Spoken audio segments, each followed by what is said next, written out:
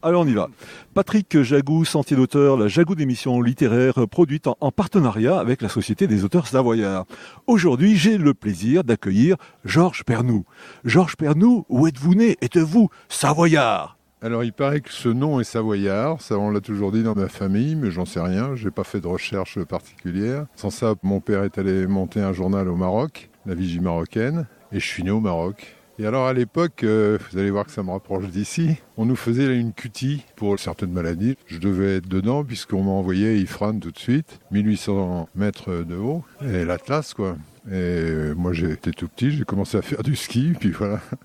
Mais quand je suis rentré en France, les copains dans la cour d'école disaient « C'est quoi que tu faisais comme sport ?» Et je disais du ski. Et ils voulaient pas me croire parce que c'était au Maroc.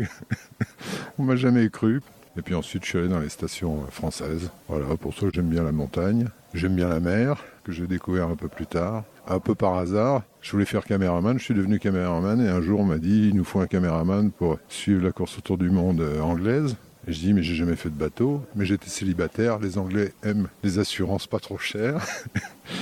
Et je suis parti sur 33 Export, et on est arrivé tout de suite au golfe de Gascogne, que je ne connaissais pas, qui était déchaîné ce jour-là. Enfin, pendant 4 jours, j'ai été malade. Et puis après, j'ai demandé à faire l'écart pour connaître tous les gars qui étaient à bord. On s'était partagé le boulot avec des caméramans. Mais j'ai découvert des marins. Or, les marins sont des gens extrêmement motivés, parce que la mer n'est pas toujours une amie, et ils gagnent leur vie avec, en tout cas pour les pêcheurs. Et je me suis dit, il faut qu'on fasse un truc là-dessus, parce que c'est des gens passionnés, passionnants, et on a démarré Thalassa comme ça, c'était en 72, si je me souviens bien, peut-être.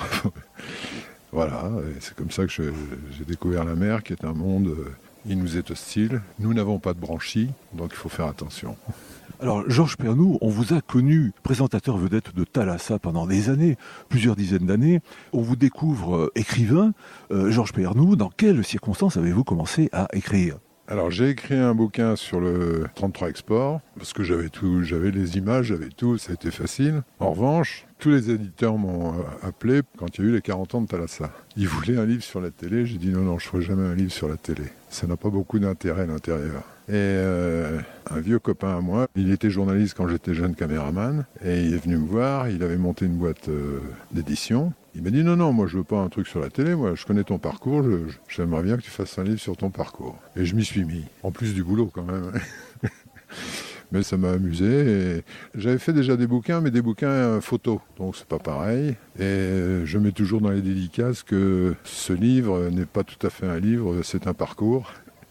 Moi j'ai eu de la chance partout. Bon, c'est du boulot, c'est vrai. Il m'avait prévenu, l'éditeur, tu sais, pour écrire, il faut te mettre régulièrement dans un endroit que tu as choisi et tout ça. Bon. Donc j'allais le samedi matin sur le bateau au Thalassa, parce qu'il n'y avait personne le samedi. Et je me mettais là, et puis vers la fin, il m'a envoyé un gars pour les corrections, tout ça. Et donc voilà, j'étais content. Et puis ça marche, alors on va pas se plaindre. Chers auditeurs, nous parlions aujourd'hui de l'ouvrage de Georges Pernoud intitulé Bon vent, publié aux éditions Carnet Nord. Georges Pernoud, je vous remercie. Voilà, Sentier d'auteur, c'est fini pour aujourd'hui. Harvey les amis, et à la semaine prochaine si ça vous dit.